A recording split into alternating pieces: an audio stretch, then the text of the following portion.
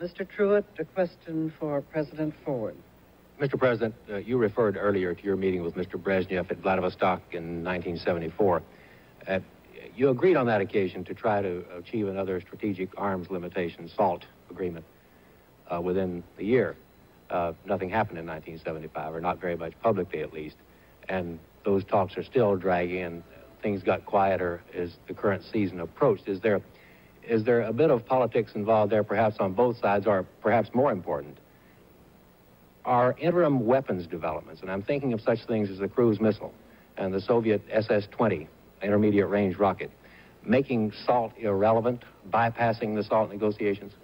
First, we have to understand that SALT I expires October 3rd, 1977.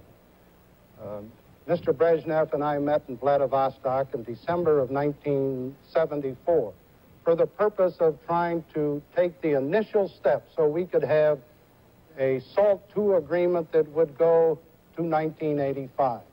As I indicated earlier, we did agree on a 2,400 limitation on launchers of ballistic missiles. That would mean a cutback in the Soviet program. It would not interfere with our own program. At the same time, we put a limitation of 1,320 on MIRVs. Our technicians have been working since that time in Geneva, trying to put into technical language an agreement that can be verified by both parties. In the meantime, there has developed the problem of the Soviet backfire, their high-performance aircraft, which they say is not a long-range aircraft, in which some of our people say is a intercontinental aircraft.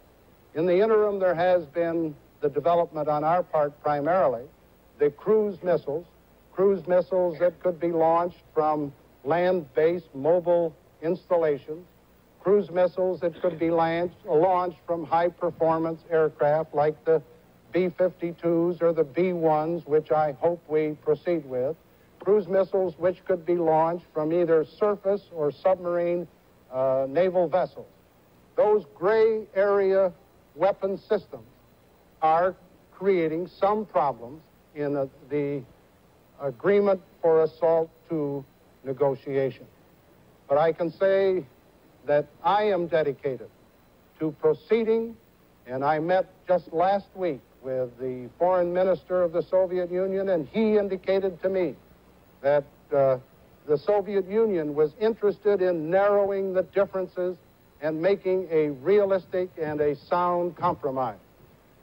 I hope and trust in the best interest of both countries and in the best interest of all people throughout this globe that the Soviet Union and the United States can make a mutually beneficial agreement.